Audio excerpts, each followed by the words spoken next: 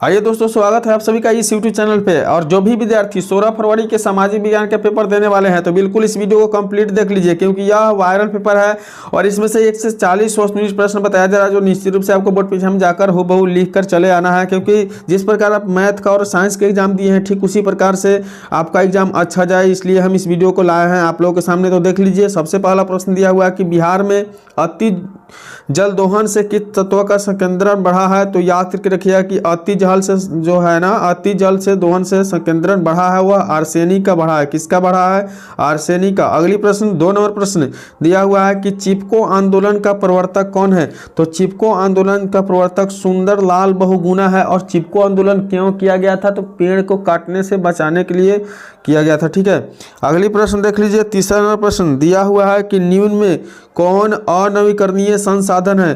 कौन जो संसाधन है वह अनवीकरणीय है, बताना है। इसकी सही उत्तर जो है आपका ऑप्शन बी बिल्कुल करेक्ट है। जीवाश्म ईंधन आपका जो है ना अनवीकरणीय संसाधन है।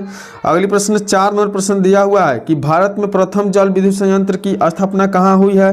तो भारत में जो प्रथम जल विद्युत संयंत्र की स्थापना की गई है ना, वह याद करके रखिएगा कि शिव समुद्रम में किया गया है। कहाँ किया गया है? शिव समुद्रम में। अगली प्रश्न 5 नंबर प्रश्न देखिए, इंपोर्टेंट प्रश्न, वायरल पेपर आपके बोर्ड परीक्षा का दिया हुआ है कि बिहार का सर्वाधिक जनसंख्या घनत्व वाला जिला कौन सा है। तो बिहार का सबसे ज्यादा घनत्व वाला जिला है, याद करके रखिएगा, आपका पटना। कौन सा? पटना। चलिए अगली प्रश्न देखिए, 6 नंबर प्रश्न दिया हुआ है कि भारत में मुख्यतः किस प्रकार के कोयला पाए जाते हैं।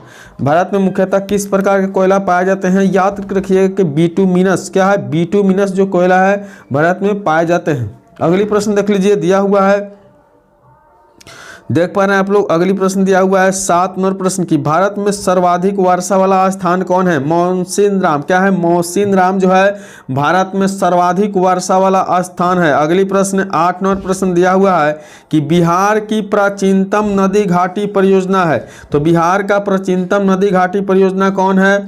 आपका ऑप्शन डी बिल्कुल करेक्ट है, दामोदर परियोजना। कौन परियोजना? दामोदर परियोजना। अगली प्रश्न 9 नंबर प्रश्न दिया हुआ है कि निम्न में से कौन राष्ट्रीय दल नहीं है। निम्न में से कौन राष्ट्रीय दल नहीं है? इसकी सही उत्तर है, याद करके रखिएगा, ऑप्शन बी लोक जनशक्ति पार्टी जो है आपका राष्ट्रीय दल नहीं है। अगली प्रश्न 10 नंबर प्रश्न की ओर बढ़ते हैं। दिया हुआ है कि बोलिविया में जनसंघर्ष का मुख्य कारण क्या है।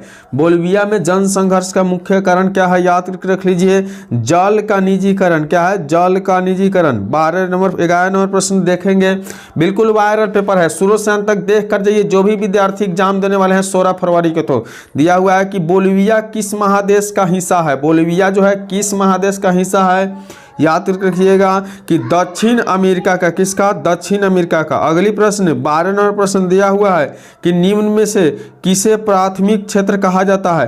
किसे प्राथमिक क्षेत्र कहा जाता है? याद कर लीजिए कि सेवा क्षेत्र नहीं बल्कि कृषि क्षेत्र को प्राथमिक क्षेत्र कहा जाता है। किस क्षेत्र को? कृषि क्षेत्र के। अगली प्रश्न 13 नंबर प्रश्न दिया हुआ है कि स्वीडन की मुद्रा क्या है। स्वीडन की मुद्रा क्या है, याद करके रखिएगा।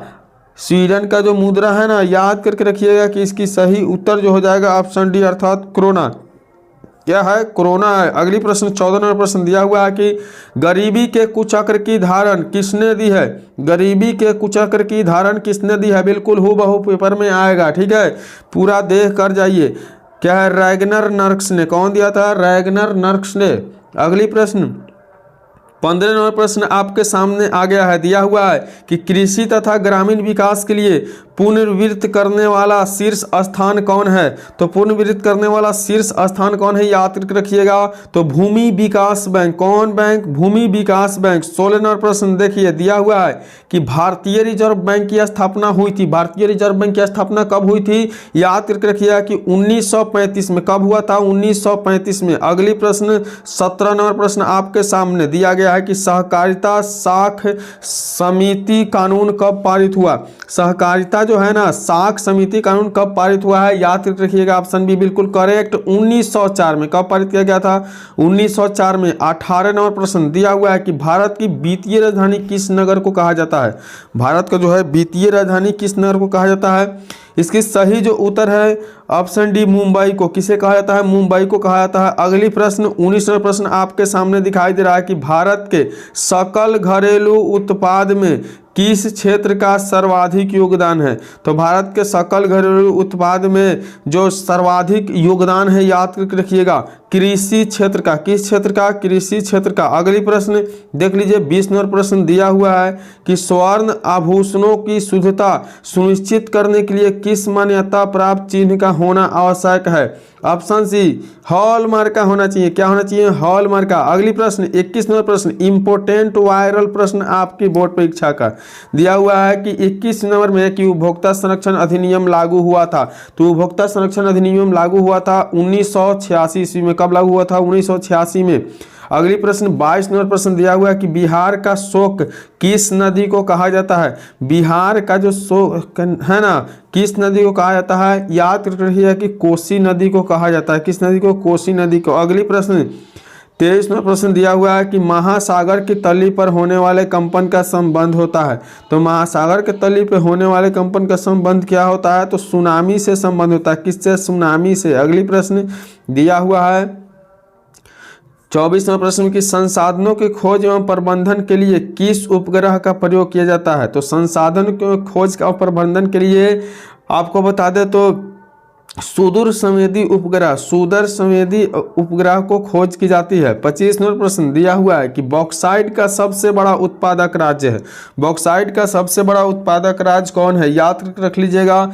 ऑप्शन बी बिल्कुल करेक्ट, उड़ीसा जो है आपका बॉक्साइट का सबसे बड़ा उत्पादन राज्य है। अगली प्रश्न सूचना का अधिकार कानून कब लागू हुआ? सूचना का अधिकार कानून कब लागू हुआ? याद रखिएगा 26 का जो है बी अक्षर मतलब 2005 में बिल्कुल लागू हुआ है। अगली प्रश्न नेपाल के साथ भारत के किस राज्य की सबसे लंबी सीमा है? तो नेपाल के साथ जो है ना सबसे लंबी सीमा है उत्तर प्रदेश का। किसका? उत्तर प्रदेश का। अगली प्रश्न 28 नंबर प्रश्न दिया हुआ है कि भारतीय जनता पार्टी के प्रथम अध्यक्ष कौन थे? भारतीय जनता पार्टी के प्रथम अध्यक्ष कौन थे? याद करके रख लीजिएगा कि इसकी जो सही उत्तर है ना बिल्कुल करेक्ट वह 28 का बी अर्थात अटल बिहारी वाजपेयी जी ने भारतीय जनता पार्टी के प्रथम अध्यक्ष थे। अगली प्रश्न देखिए 29वां प्रश्न पंचायतों में महिलाओं के लिए कितना प्रतिशत आरक्षित है? तो पंचायतों में महिलाओं के लिए आरक्षित किया गया है ना बिल्कुल याद करके रखिएगा 50%। कितने? 50%। अगली प्रश्न 30 नंबर प्रश्न दिया हुआ है कि राज्य वित्त आयोग का गठन किया जाता है। राज्य वित्त आयोग का गठन किया जाता है।